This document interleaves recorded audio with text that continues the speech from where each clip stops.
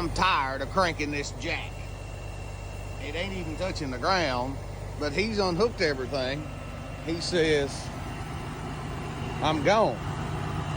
He's got this unhooked. Says, I'll drop the air down. Does he have enough?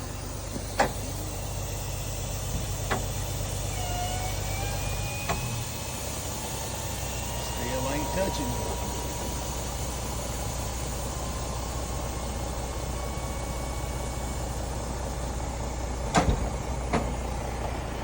I believe he knows what he's doing.